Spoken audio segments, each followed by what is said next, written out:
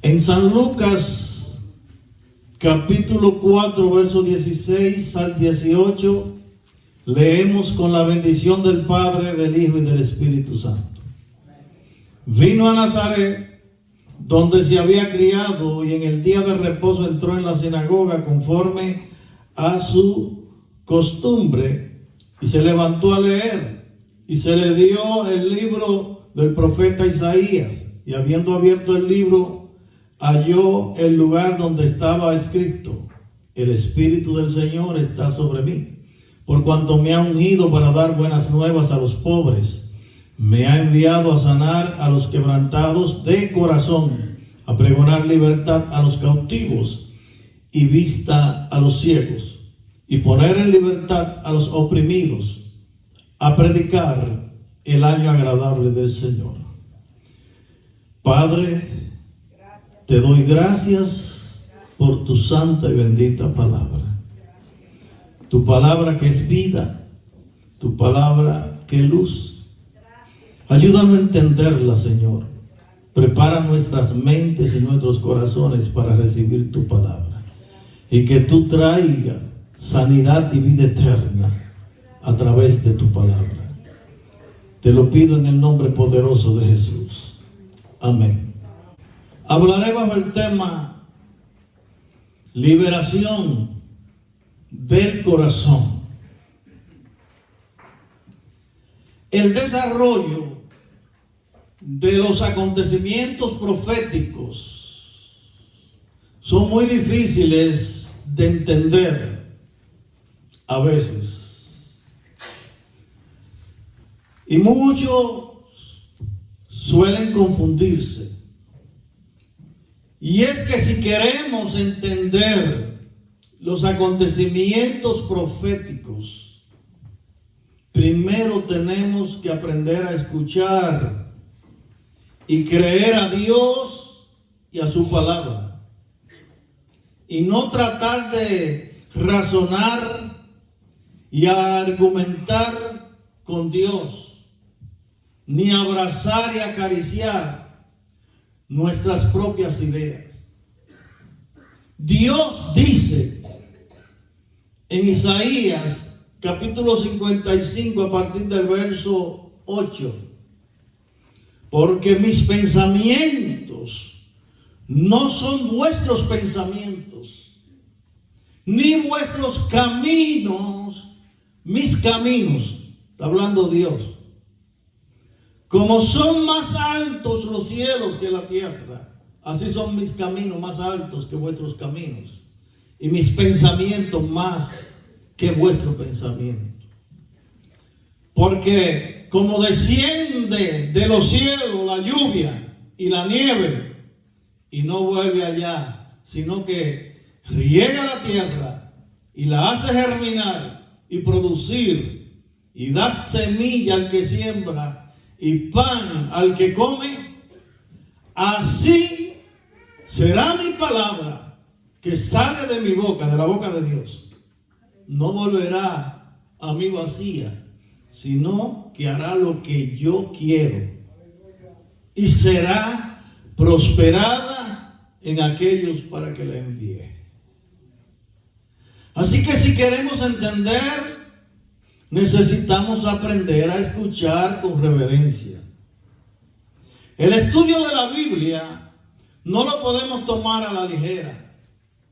Y así como un diploma de un ingeniero civil y de un arquitecto no se consigue sin ir a una escuela y sin dedicar mucho tiempo al estudio,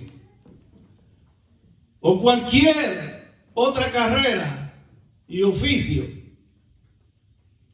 el estudio de la Biblia no es una excepción. Debemos entender que una persona con muy poco conocimiento puede construir una casita de madera y de zinc en un campo, y esa persona puede decir: yo soy un constructor. Yo soy un constructor. Y hay que creerlo. Él construyó una casita o una cocina, ¿Qué le parece a usted? Si a esa persona se le presenta el plano del edificio de las Torres Gemelas antes de ser construido, ¿usted cree que porque construyó una casita en el campo de madera y de zinc podrá entender ese plano? Y porque un médico tenga mucho conocimiento en la medicina, no significa que ese médico pueda leer y entender un plano de construcción. Y la Biblia es un diseño de Dios, un plano hecho por Dios, y el Espíritu Santo fue que lo inspiró o la inspiró, y Él es quien la puede revelar. Así que necesitamos una larga lista de herramientas si queremos entender la Biblia. Antes de sentarnos en un escritorio a estudiar la Biblia, necesitamos tener a la izquierda una serie de herramientas que son necesarias para cualquier estudio, pero sin olvidarnos de poner a la mano derecha la lámpara del Espíritu Santo de Dios y que esté encendida.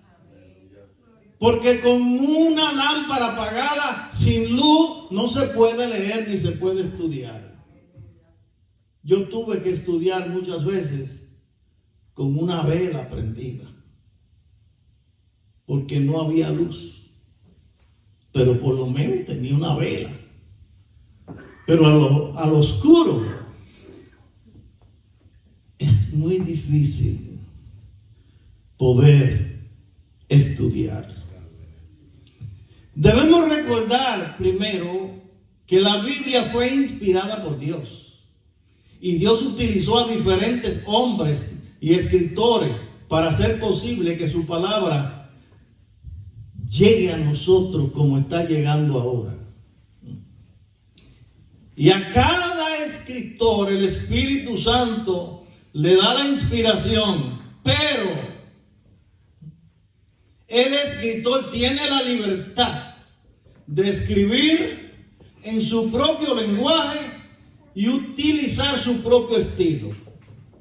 Por ejemplo, yo creo que cuando yo me siento a escribir una alabanza, oro a Dios y Dios me da la inspiración a través de su Santo Espíritu. Pero yo no escribo en francés ni en chino. Yo tengo que escribir en mi propio lenguaje, en mi propio estilo. Y hubieron escritores de la Biblia que escribieron en tiempos muy remotos y en culturas muy diferentes y en lenguajes muy diferentes. Así que la Biblia contiene mucho lenguaje simbólico. Y un lenguaje simbólico es una comunicación a través de signos. Los símbolos pueden ser palabras, imágenes, números, letras u operaciones. También es importante recordar que en el tiempo en que se escribió la Biblia no existían computadoras, ni libretas, ni tabletas. Así que las personas tenían que abreviar. Así que la Biblia no cayó del cielo milagrosamente, así como la tenemos hoy.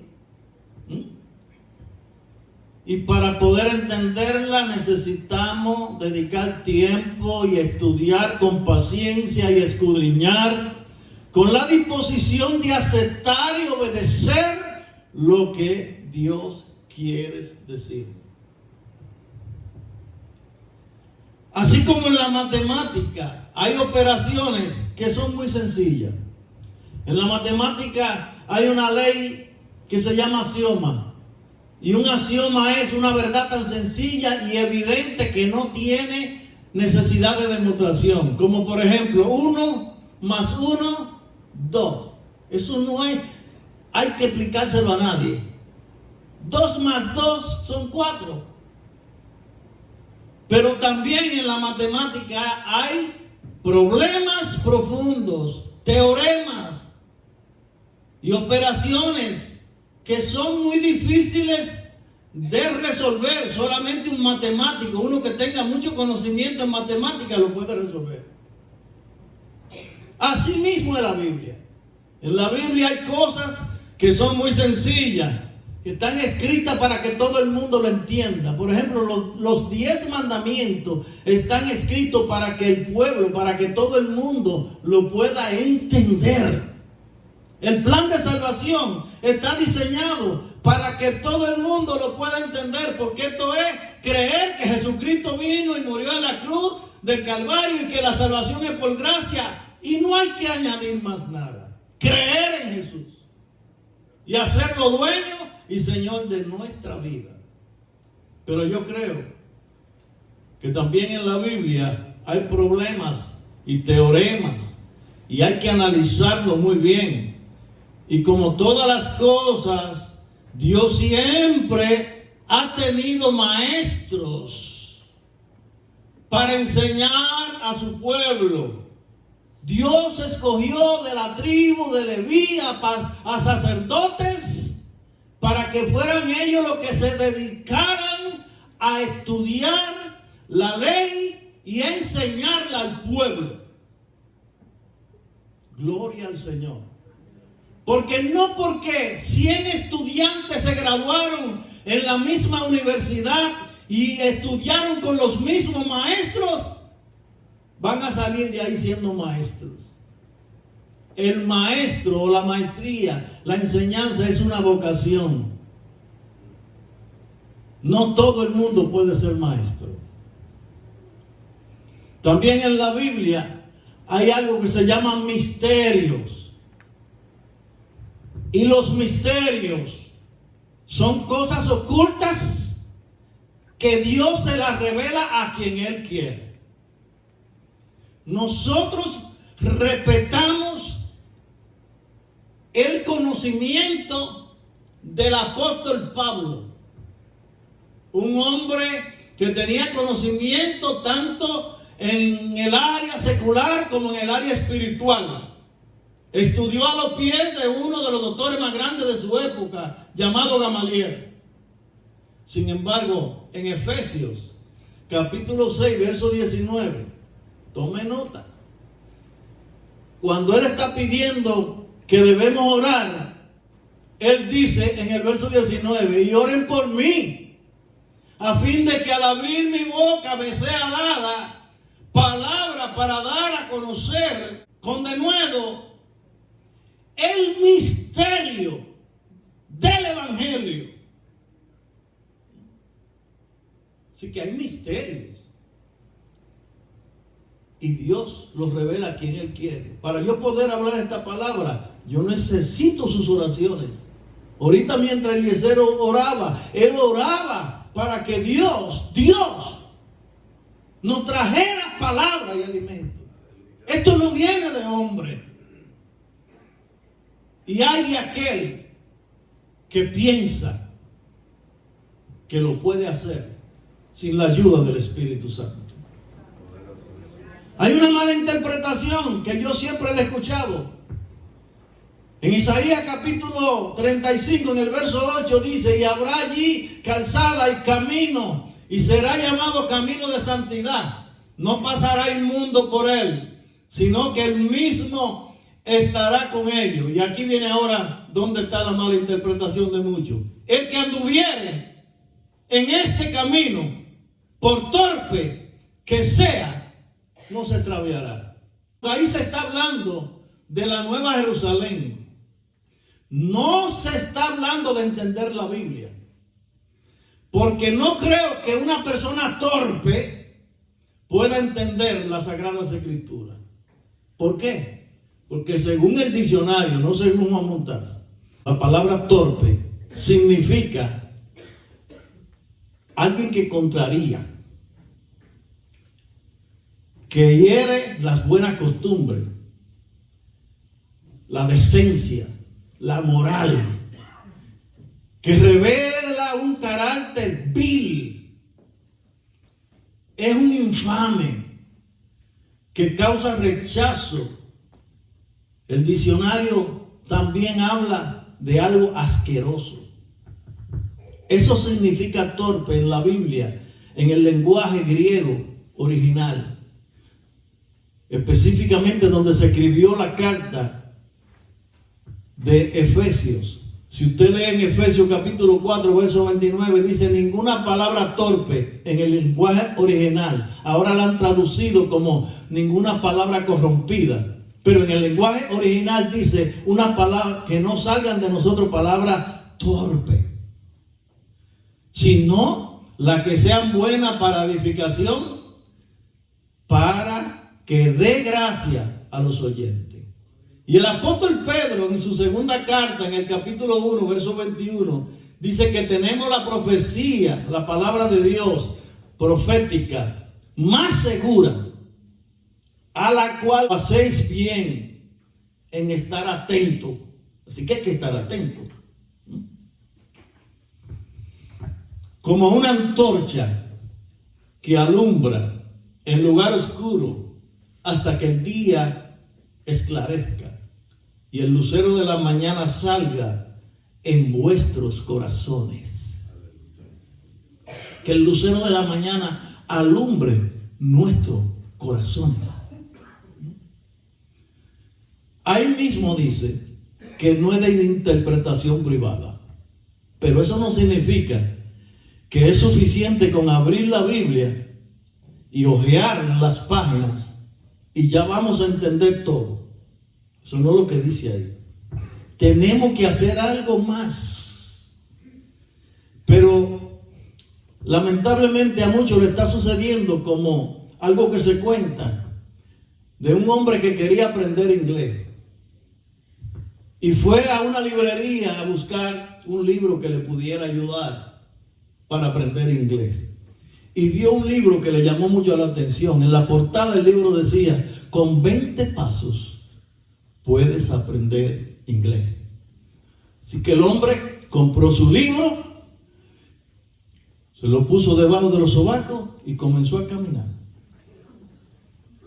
Casi al mediodía se encontró con un amigo y el amigo le dice, ¿y qué busca por aquí? Dice, fui a la librería y compré un libro porque quiero aprender inglés, pero el libro dice que en 20 pasos y yo llevo el mediodía ya caminando y no he aprendido una palabra.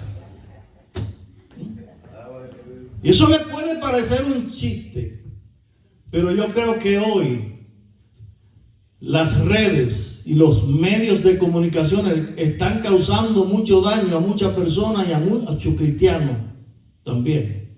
¿Sabe por qué? Porque usted escucha un mensaje y le dicen 4 pasos para ser un hombre de super fe. 5 pasos para ser un vencedor. 6 pasos para ser un predicador con éxito. 7 pasos para ser próspero, para tener prosperidad. Pero no se le dice a la persona que para que se pueda lograr eso hay que tener obediencia, sometimiento a Dios, pasión y entrega, oración y súplica delante de la presencia de Dios. Y preparar el corazón, como dice Esdras. En Esdras capítulo 7, verso 10 dice que Esdras había preparado su corazón para inquirir en la palabra de Dios, para cumplirla, o sea, para obedecerla, luego para enseñar los estatutos al pueblo. Y ahora quiero que analicemos un poquito el libro de Malaquías. Es un libro que consta de 4 capítulos, pero en él se encierra una enseñanza profunda. Lo fue antes, lo fue ahora y lo será después. Así que, según acabo de decir, en el libro de Malaquías, usted va a encontrar un mensaje para el pueblo en el momento en que Malaquías lo dirigió. Un mensaje para usted y para mí hoy, y un mensaje para el futuro. Primero, el pueblo de Israel había regresado del cautiverio de Babilonia. Nehemías fue utilizado por Dios para reconstruir los muros y las paredes del templo. Luego Esdras fue usado por Dios para traer una renovación en el pueblo y poner orden. Pero pronto se apagó el espíritu en medio del pueblo, se apagó el entusiasmo. Y el pueblo cayó en una confusión social y espiritual, como la estamos viviendo hoy.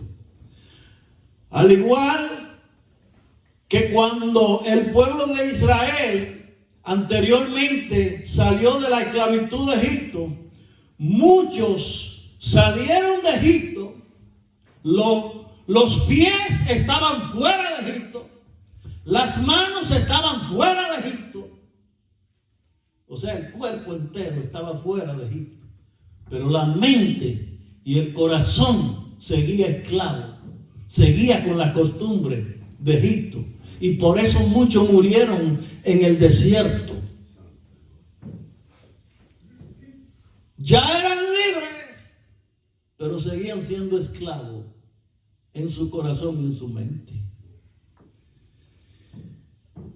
Alabado sea el nombre del Señor.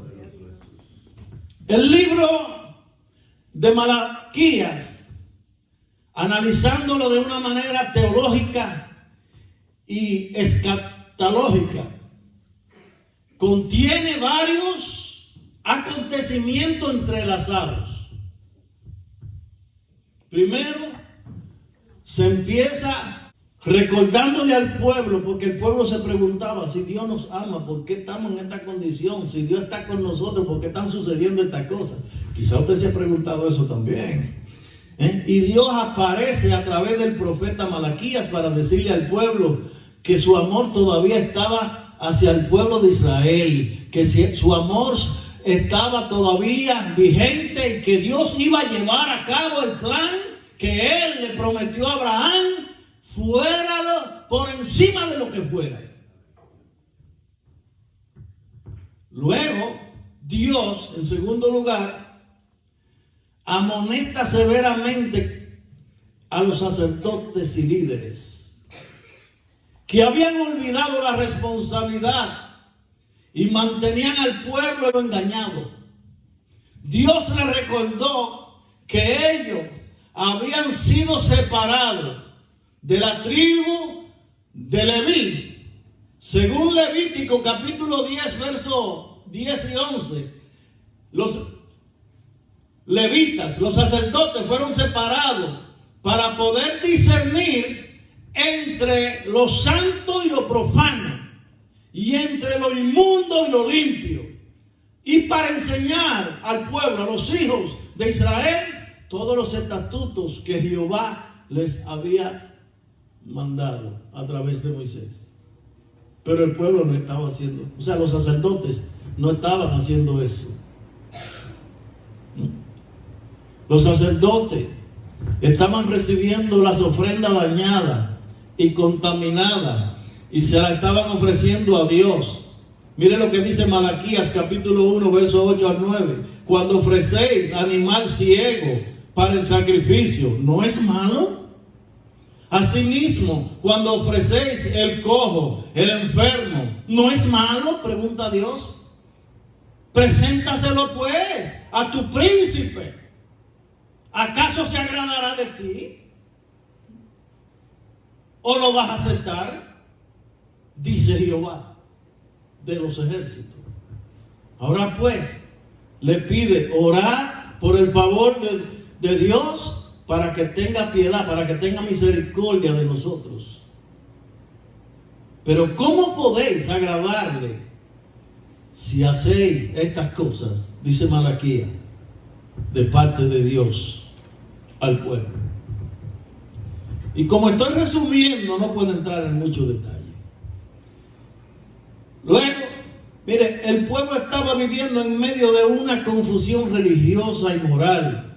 Las viudas, los huérfanos, que era un mandato de Dios, estaban siendo desamparados y menospreciados. Y los sacerdotes estaban con la boca cerrada. No le advertían al pueblo sus responsabilidades. Luego, en tercer lugar, el profeta le hace un llamado al pueblo al arrepentimiento y a volverse a Dios con sinceridad y a ofrecer ofrenda y adoración de corazón y no con hipocresía, porque ellos estaban ofreciendo a Dios lo que no servía y estaban practicando la inmoralidad, y Dios le hace un llamado al arrepentimiento. Pero ¿qué decía el pueblo? Nosotros estamos bien. Ahora, usted lee el libro de Malaquías y no te da información, pero si usted estudia historia, Malaquías fue maltratado por causa de ese mensaje. Él fue golpeado. Lo menospreciaban, como en el caso de Jeremías, porque nunca el pueblo ha estado dispuesto a escuchar la voz de Dios y aceptarla. Siempre ha habido rebeldía. Ahí termina el mensaje del presente del profeta Malaquías hacia el pueblo. Y recordemos que el nombre de Malaquías significa mensajero, mensajero de Dios. No se olvide de eso para que podamos entender el resto.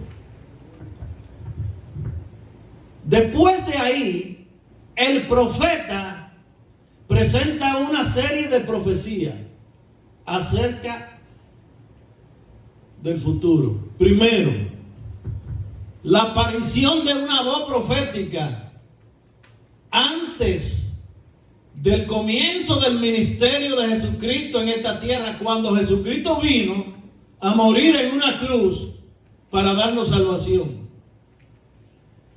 Esa voz profética era Juan el Bautista. Le adelanto que después que Malaquías cerró la boca, no hubo palabra ni más mensaje de parte de Dios por 400 años. 400 años de silencio. Pero a Malaquías Dios le reveló esa voz profética, que era Juan el Bautista. Luego el profeta habla de un juicio severo que se derramará sobre esta tierra. Pero antes de ese juicio tenían que suceder dos cosas. Primero, el desarrollo del ministerio de Jesucristo y la muerte de Jesucristo en la tierra. Y luego el levantamiento de la iglesia, que es lo que se conoce como el trato de Dios con los gentiles. Y luego es que viene el trato de Dios con el pueblo de Israel. Vamos por partes.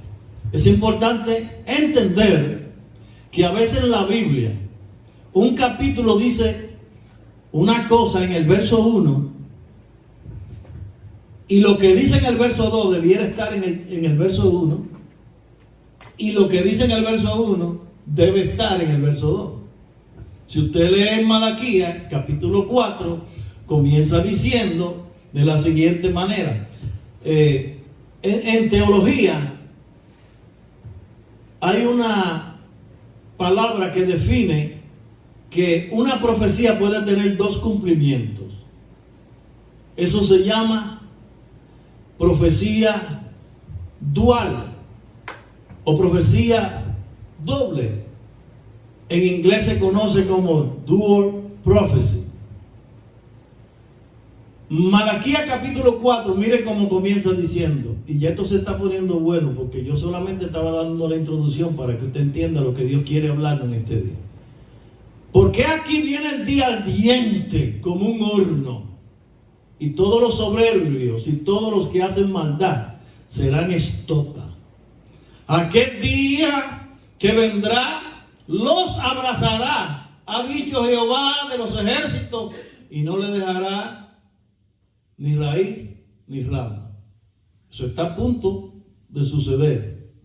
Créalo o no lo quiera creer. Pero el verso 2, que debiera estar en el verso 1, dice: más a vosotros los que teméis a mi nombre, nacerá el sol de justicia, y en sus alas traerá salvación, y saltaréis como becerro de la manada. ¿Quién es el sol de justicia? Nuestro Señor Jesucristo. Gloria a Dios. Luego, en ese mismo libro, el profeta Malaquías habla de otra voz profética que tiene que venir antes que venga ese fuego, antes que venga eso que está diciendo ahí. Y esa voz profética será el profeta Elías, el cual Dios utilizará nuevamente como lo utilizó allá en el monte Carmelo para volver el corazón del pueblo de Israel a Dios. Ahora Dios lo va a utilizar de nuevo para volver el corazón del pueblo de Israel. Eso no tiene que ver nada con la iglesia. Eso no tiene que ver nada con nosotros. Porque el trato de la iglesia, del Señor, de los gentiles, se tiene que terminar para entonces luego Dios comenzar a bregar con Israel. De una forma directa. Porque Dios está bregando ahora, pero no de una forma directa. Por esa razón, miren, siempre han habido confusión. Cuando Jesucristo vino, si usted lee a San Juan capítulo 1, verso 19, Juan el Bautista hablaba y llamaba al arrepentimiento. Y entonces los judíos pensaban que Juan el Bautista era el profeta Elías. Si usted va a Juan capítulo 1 a partir del verso 19, dice: este es el testimonio de Juan, cuando los judíos enviaron de Jerusalén a sacerdotes y levitas para preguntarle: ¿tú quién eres? Están preguntando a Juan el Bautista. Él confesó y no negó, sino que confesó: yo no soy el Cristo, dijo Juan el Bautista. Y le preguntaron: ¿pues qué tú eres? ¿Eres tú Elías? Él le dijo: no, yo no soy Elías. Y respondió y le dijo: ¿pues quién eres? Para que nosotros demos respuesta a lo que nos enviaron. Y él dijo: yo soy la voz de uno que clama en el desierto, enderezar el camino del Señor, como dijo el profeta Isaías. El profeta habla acerca de la segunda venida de Cristo. Y no confunda la segunda venida de Cristo con el levantamiento de la iglesia. Porque cuando Cristo venga a levantar la iglesia, no viene a esta tierra. El Espíritu Santo toma a la iglesia, se le entrega en las nubes. Y eso lo vamos a ver un poquito más adelante. Pero hay algo muy importante antes que venga Elías: el levantamiento de la iglesia. Que, como ya lo dije, será algo que nadie va a ver a Jesucristo más que lo que se han levantado. Cuando Él venga a reinar, todo el mundo lo va a ver, todo ojo lo verá. Pero en el levantamiento de la iglesia no. ¿Dónde podemos confirmar eso? Segunda de Tesalonicenses capítulo 2 verso 6 dice: y ahora vosotros sabéis que lo detiene, está hablando del anticristo, a fin de que a su debido tiempo se manifieste el anticristo, porque ya está en acción el misterio de la impiedad, solo que hay en el presente algo que lo detiene, hasta que Él a su vez sea quitado de en medio. ¿De quién está hablando? Del Espíritu Santo. No se puede, escúcheme, no se puede manifestar el anticristo hasta que la iglesia no sea levantada. Y cuando la iglesia sea levantada, el Espíritu Santo se aparta de esta tierra. Y ahora sí vas a ser duro, porque nosotros ahora tenemos la consolación del Espíritu Santo y Él gime por nosotros. No juguemos, que esto no va a ser fácil luego que la iglesia sea levantada. Porque tan pronto la iglesia sea levantada, dice el verso 8, entonces se manifestará aquel inicuo a quien el Señor matará con el espíritu de su boca y destruirá con el poder o el resplandor de su venida. ¿Quién es que lo detiene? Vamos a ver. En San Juan capítulo 14, versículo 1 al 3, los discípulos estaban un poco confundidos y Jesús le dijo: no se turbe vuestro corazón, creéis en Dios, creéis también en mí, porque en la casa de mi Padre muchas moradas hay. Ya estaban preparadas esas moradas cuando Jesucristo estaba aquí. Él dice: yo voy a preparar esa morada para ustedes. No era hacerla, ya Dios tenía esa morada preparada hace tiempo. Porque la iglesia del Señor, tú y yo, fuimos elegidos en Jesucristo desde antes de la fundación del mundo, según dice Efesios. A Dios nada le toma por sorpresa. Dios tiene un plano en cada una de las cosas que hace. En San Juan capítulo 14, verso 18, Jesucristo prometió a sus discípulos y a ti también y a mí: no os dejaré huérfanos, vendré a vosotros. ¿Cómo iba a venir a vosotros? Lo dice, gloria al Señor. Más adelante enviaré el Espíritu Santo para que esté con vosotros.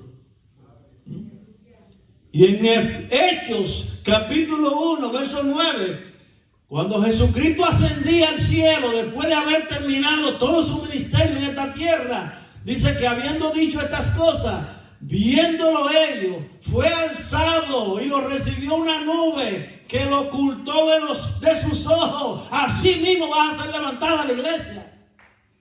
Y estando ellos con los ojos puestos en el cielo, entre tanto que él se iba, he aquí que, dice, se pusieron junto a ellos dos varones con vestiduras blancas, eran dos ángeles.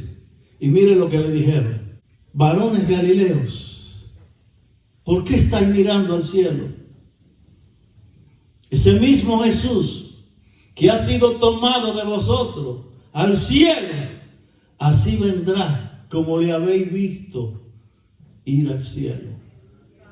Por eso es que nosotros cantamos una alabanza, dice: en una nube blanca Cristo volverá con poder y gloria, nos levantará. Si no, deje de cantar ese coro si usted no lo cree. Pero yo creo que Cristo viene a levantar su iglesia, a una iglesia santa, a una iglesia sin mancha y sin arruga, a una iglesia pura, antes que se desate la ira de Dios a esta tierra. Ahora bien, preste atención a esto que le voy a decir. Después del profeta Malaquías, hubieron 400 años de silencio, sin escuchar la voz de Dios a través de ningún profeta. Mi pregunta es: ¿usted cree que fue verdad que Juan el Bautista vino a esta tierra y que Juan el Bautista fue que bautizó a Jesús en el río de Jordán? ¿Usted lo cree? ¿Usted cree que Jesucristo vino y que anduvo por las calles desiertas de Jerusalén predicando el evangelio y que murió en la cruz del Calvario? Pues entonces, mi pregunta es: si las dos profecías primeras se cumplieron, ¿por qué dudar de la que viene? Porque si Malaquías dijo que Juan el Bautista venía antes que Jesucristo, 400 años antes, y se cumplió, yo no dudo de la palabra de Dios. Pero para poder creer esto, el corazón tiene que ser liberado de toda incredulidad. Y es ahí donde aparece Jesús. En San Lucas capítulo 4, verso 16 en adelante, donde leímos que se le dio el libro del profeta Isaías. Usted está notando algo. Ya lo que Jesús iba a hablar, o lo que Jesús habló allí, al comienzo de su ministerio, ya estaba prescrito en Isaías capítulo 61, que lo leímos ahorita en el devocional. Y por eso él dice: hoy se ha cumplido esta escritura. Yo soy de quien dice el profeta Isaías: el Espíritu de Dios está sobre mí, por cuanto me ha ungido, me ha enviado a sanar a los quebrantados de corazón, a libertar a los cautivos. A eso vino Jesús, a libertar nuestra mente. Que no tengamos ahora una mente conforme a la mente del mundo, sino una mente conforme a la mente de Cristo. Que no tengamos un corazón endurecido, sino que permitamos que la palabra de Dios ablande nuestro corazón. Jesús no estaba hablando ahí en San Lucas capítulo 4, no estaba hablando de liberación de cautiverio físico. Él estaba hablando de una liberación espiritual, la verdadera liberación, la del corazón y la de la mente. Yo quiero que recordemos que en el tiempo de Malaquías, el pueblo de Israel no estaba bajo un cautiverio físico, sino espiritual, del corazón, que aún los sacerdotes y líderes tenían la mente cautiva y el corazón cautivo. Al igual, como lo dije ahorita, cuando el pueblo salió de Egipto, así el pueblo en el tiempo de Malaquías todavía seguía con la esclavitud de Babilonia. Seguían con la práctica que habían aprendido en Babilonia. Y por eso Dios aparece para amonestarlo. Y hoy estamos en la misma situación. El pueblo de Dios ha caído en un cautiverio espiritual. El enemigo ha logrado a través de los medios de comunicaciones confundir las mentes y los corazones, y muchas personas, aún llamados cristianos, también. Y por eso hoy, no importa cómo Dios hable, no lo quieren creer. No importa lo que Dios haga, porque cuando no se quiere entender, no se entiende. Y punto. Pedimos sanidad a Dios, y Dios grita: humillación. Pero decimos: ¿humillarme yo de qué? Pedimos prosperidad, y Dios dice: probarme en esto. Si no, abriré la ventana de los cielos y derramaré bendiciones hasta que sobreabunde. Pero decimos: no es así. Yo no lo quiero hacer de esa manera. Y ustedes saben que yo, como pastor, muy poco tiempo dedico a hablar de dar dinero, porque hay algo más importante, y es dar adoración sincera a Dios. Y cuando nosotros nos entregamos a Dios y le damos a Dios adoración sincera, no nos va a doler dar de lo que Dios nos da para bendecir a un niño, para bendecir a un anciano, para bendecir a una persona necesitada. ¿Y por qué no lo hago? Por muchas razones, pero una de ellas es que desde que comencé a pastorear en el año 1990 en la iglesia cristiana Bethesda, cuando el pueblo no ha querido acudir o no ha querido ceder a lo que Dios dice, yo no sé cómo Dios lo hace. Pero en momentos difíciles en mi ministerio, cuando yo he tenido una necesidad imperante Dios ha enviado a alguien que me ha dicho, mira, le pedí algo a Dios y Dios me dio, mira, aquí tiene para la obra del Señor. Nunca me ha abandonado. Nunca me ha fallado en eso, Dios. Señor, queremos liberación. Dios lo hace.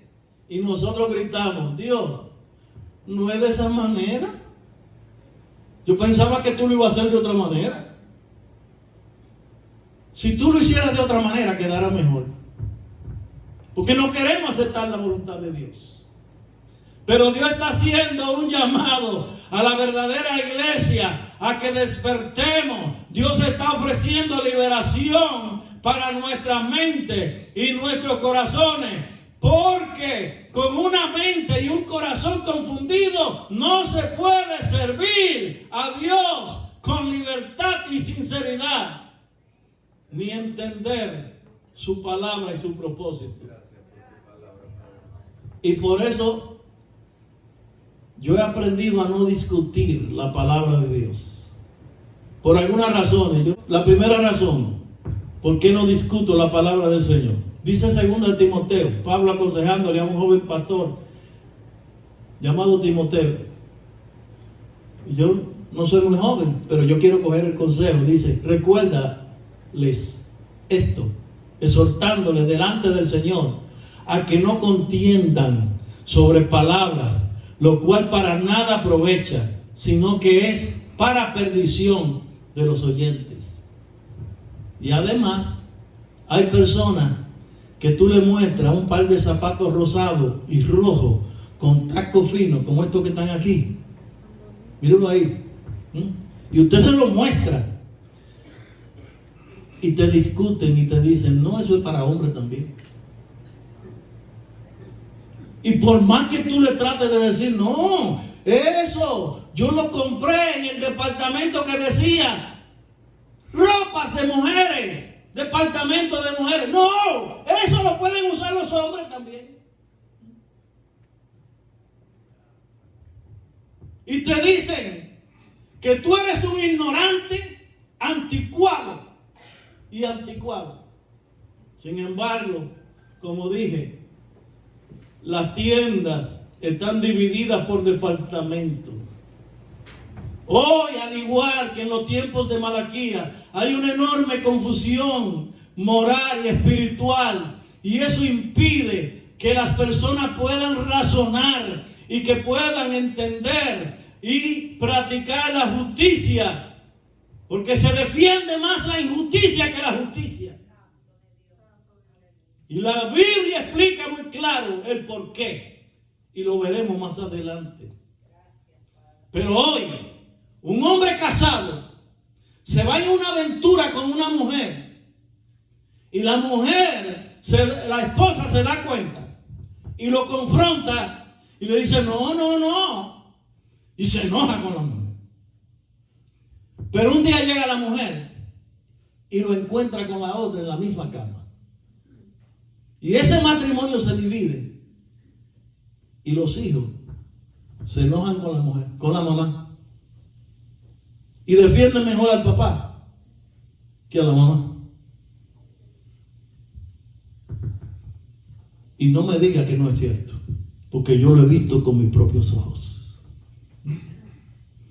Eso no es justicia. Alabado sea el nombre del Señor. Hoy muchas mujeres abortan a un niño como si fuera un bocado de comida que uno se lo echa y no me gustó, yo va para afuera. Se vende un niño por el valor menos que lo que dan por un gato. Y todo eso está bien. Se maltratan ancianos. Yo estaba ahí arrodillado ayer en la mañana mientras terminaba este mensaje. Y estaba mi hermano Janet por ahí sentado.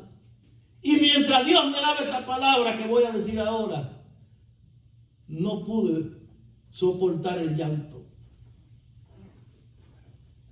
Hoy Se maltratan ancianos, se pisotean, se golpean. Pero esa misma persona que lo hacen, van a una tienda de antigüedades, compran una silla vieja para renovarla, compran una lámpara vieja para pintarla y compran por miles de dólares un carro viejo.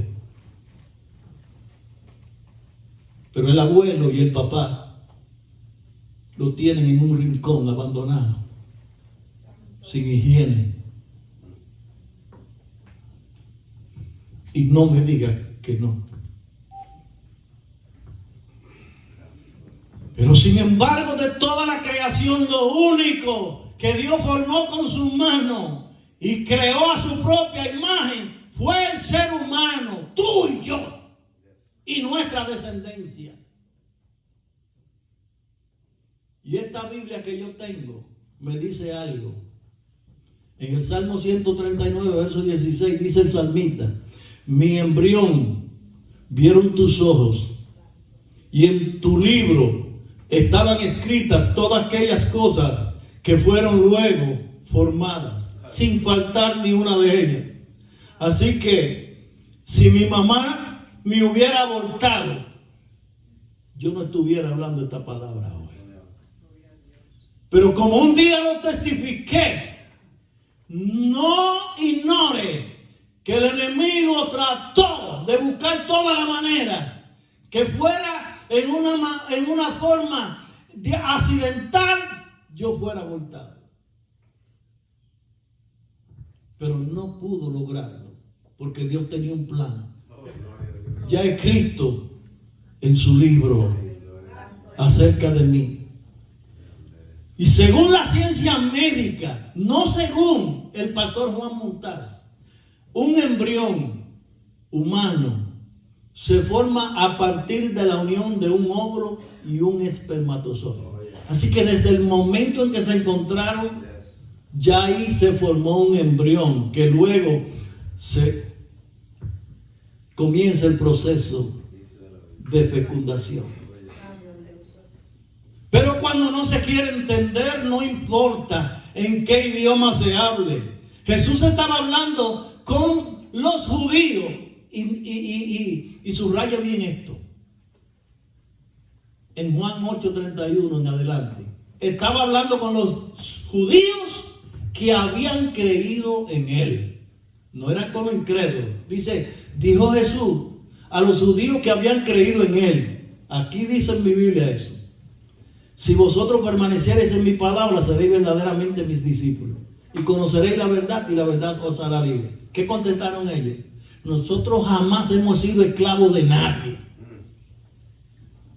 Yo no puedo entender. Estuvieron 400 años esclavos en Egipto, 70 años esclavos en Babilonia, y ahora Jesús no estaba hablando de esa esclavitud, estaba hablando de la esclavitud de la mente y del corazón, y dicen que no son esclavos, que nunca han sido esclavos.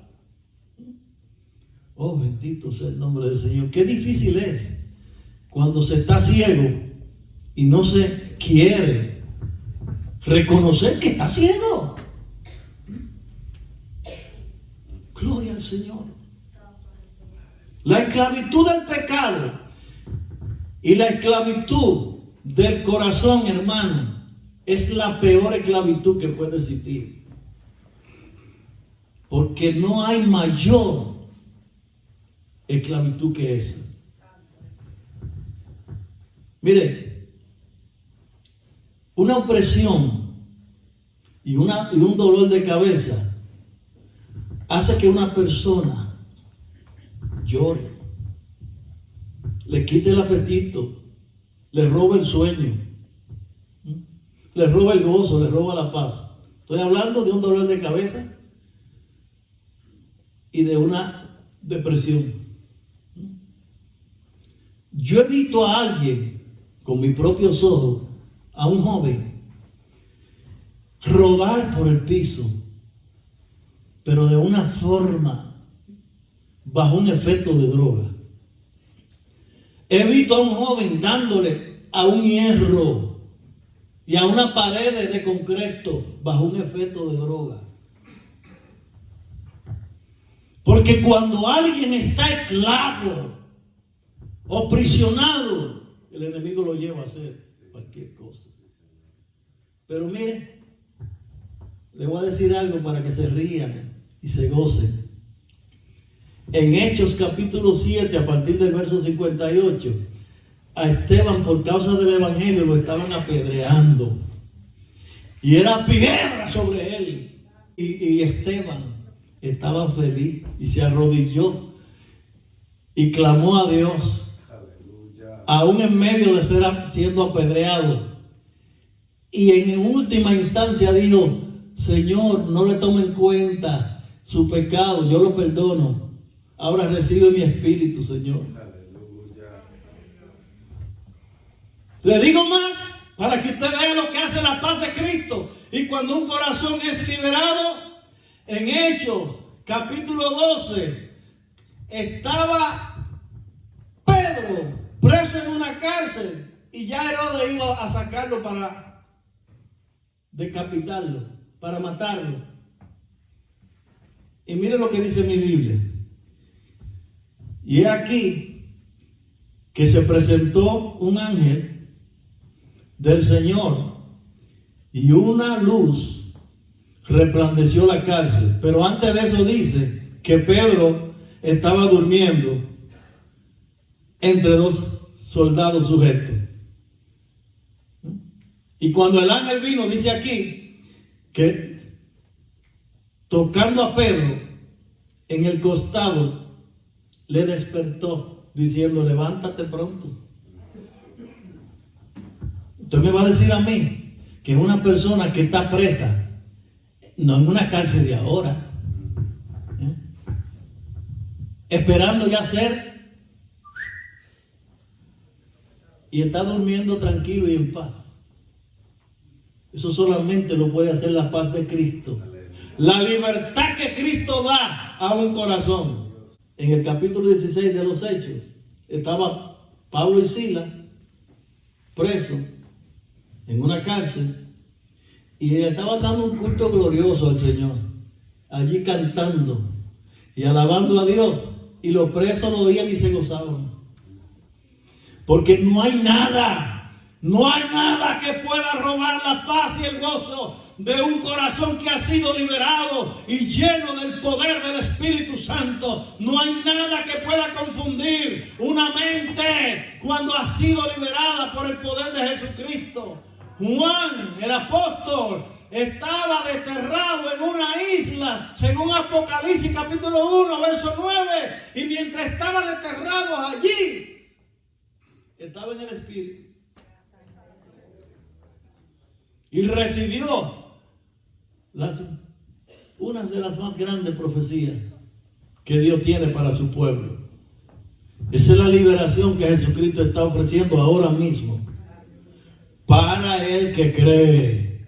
Una liberación que produce gozo y paz y alegría, aun cuando el mundo parece que se va a arder en llama. Aún cuando el mundo está confundido, hay una iglesia que puede ver con claridad y contemplar a Jesucristo, el sol de justicia, con un destello de gloria en su trono celestial.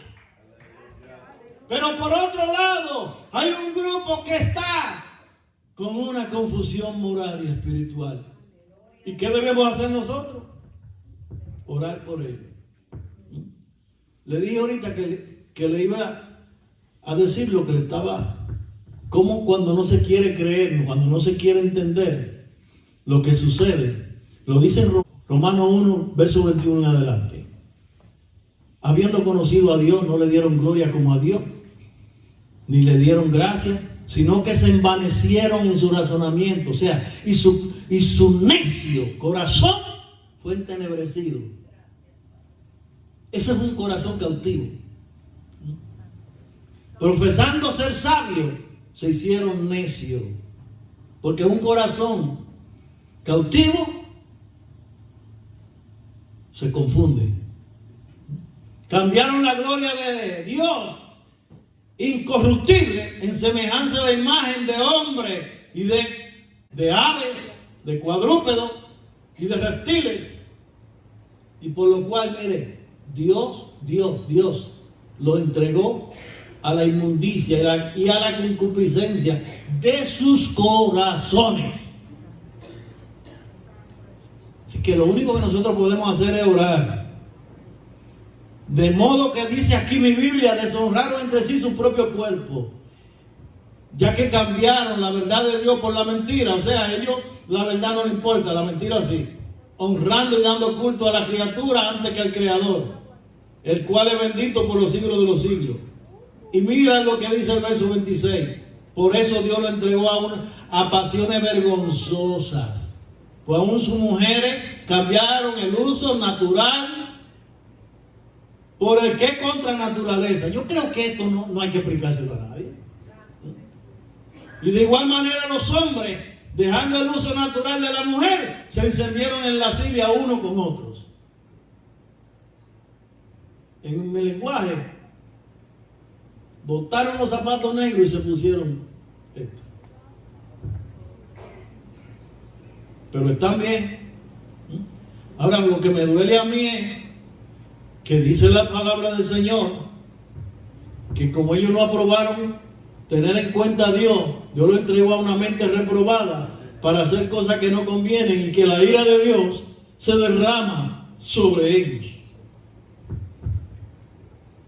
Hermano, yo no puedo cambiar eso, ni tampoco puedo dejar de decir lo que el Espíritu Santo me dice que diga, pero lo único que puedo es soltarle a usted que juntamente conmigo oremos a Dios por ellos. Que no perdamos el tiempo. A mí me duele cuando alguien se extravía. Gloria al Señor. A mí me duele cuando veo estas situaciones. Pero ¿qué usted puede hacer? Si tú le presentas a Cristo y te dicen yo no lo necesito. Si tú le presentas la verdad y ellos quieren seguir en la mentira, ¿qué tú puedes hacer? Sí podemos hacer algo, seguir orando a Dios por misericordia, pero es lo único que podemos hacer. ¿Discutir? No. Hermano, ayer temprano, como le dije, yo oraba y lloraba delante de la presencia del Señor. Y te quiero decir algo: un verdadero pastor no trabaja 8 horas como se trabaja en el sistema secular. Para poder cumplir con el ministerio, para tratar de ayudar al que está confundido, hay que trabajar día y noche. Cuando Dios me levanta a medianoche a clamar por alguien, yo no le puedo decir que no a Dios. Y cuando me llega un pensamiento y yo estoy dormido, ahí está mi esposa, yo me desaparezco a escribir lo que Dios me da. Se interrumpe mi sueño, pero me siento feliz con hacerlo. Ahora sí me da dolor en el corazón cuando a alguien se le habla la verdad y la rechaza. Voy a terminar ya. Pero escuche lo que dice Malaquías con relación a esto que acabo de decir. Malaquías capítulo 2, verso 17. Habéis hecho cansar a Jehová con vuestras palabras. Y decir, ¿en qué le hemos cansado? Porque no reacciona, no reconoce.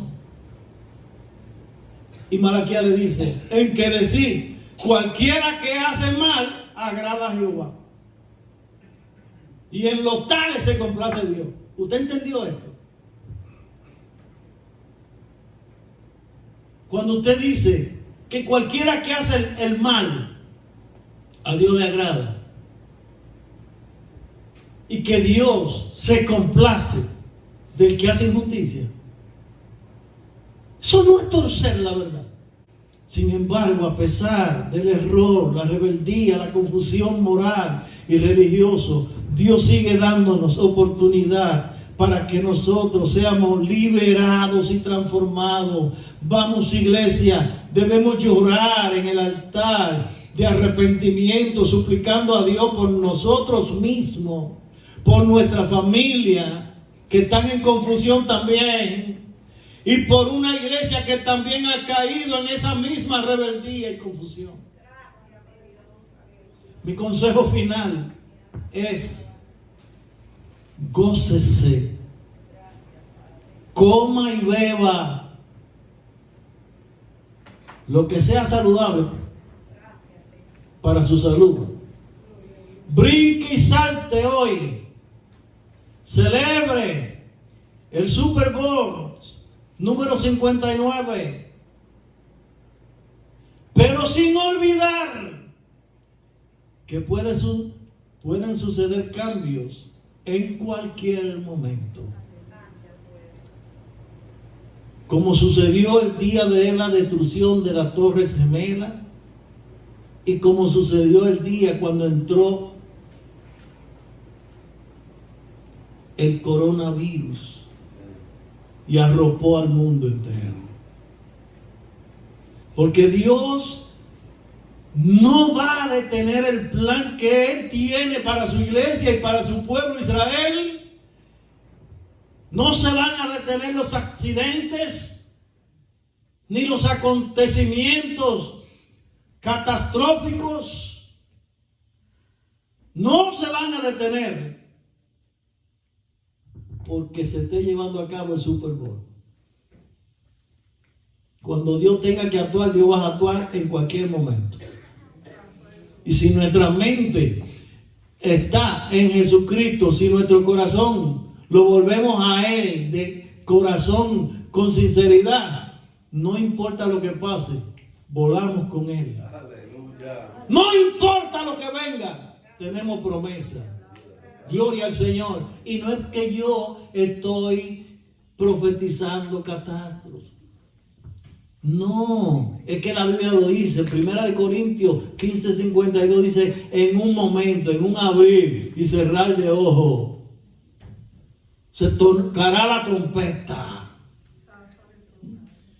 Y en San Lucas capítulo 17 y también en Mateo 24 dice que como fue en los días de Noé, que estaban bebiendo, comiendo, dándose en casamiento, hasta que vino de repente el diluvio. Y como en los días de Sodoma y Gomorra, lo dice ahí. Y que nos acordemos de la mujer de Lot, que por tornar su mirada hacia atrás, ya estando prácticamente salva, se perdió. No perdamos el tiempo. Te invito a estar puestos en pie en esta hora. Aprovechemos el tiempo. Esto no es juego, se lo advierto. Le doy un consejito antes de entrar en la oración. Sea sabio, administre bien lo que Dios le da. No malgaste. Tenga una alacena siempre con las cosas necesarias. Tenga dinero efectivo si usted tiene en el banco, en algún lugar en su casa. Es un consejo que le doy como pastor. Porque en cualquier momento pueden suceder cosas terribles. Levantemos nuestras manos al cielo. Padre, gracias te doy. Gracias por tu palabra, Dios mío. Ayúdanos, Dios,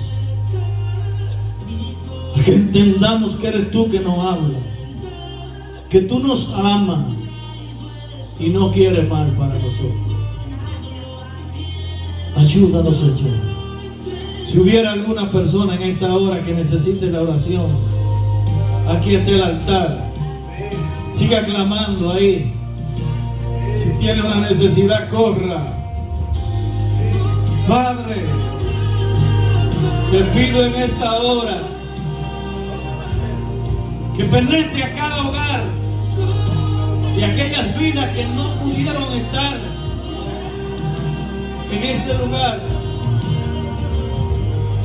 Que a través de este mensaje, Señor, tú impartas salud. Tú impartas, Dios mío, gozo y paz, salvación y vida eterna. Te lo suplico en el nombre poderoso de Jesús. No hay nada imposible para ti, oh Dios. Amigo que me escucha a través de esta grabación, te presento a Cristo, el único que puede salvar tu vida, libertar tu corazón y tu mente. Acéptalo como tu único Salvador. Si lo haces, repite conmigo: Señor, reconozco mis pecados y me humillo delante de ti porque tú puedes perdonarme. Borra mis rebeliones, límpiame de toda maldad, inscribe mi nombre en el libro de la vida y no lo borres. Oh Señor, te pido por esas vidas que te aceptan, que tú lo llenes de tu Espíritu Santo y lo fortalezca para que te puedan servir. Te lo pido en el nombre poderoso de Jesús. Gracias, Señor. Bendigo a tu iglesia, oh Dios. Que tu presencia renueve nuestra mente, nuestros corazones y nos acerquemos más a ti. Cubre tu iglesia con tu presencia, oh Dios. Y ayúdanos a escapar de tu ira venidera. Te lo pido en el nombre poderoso de Jesús. Y en este momento yo declaro que la bendición del Padre, del Hijo y del Espíritu Santo sea siempre sobre ti y sobre toda tu familia. Amén.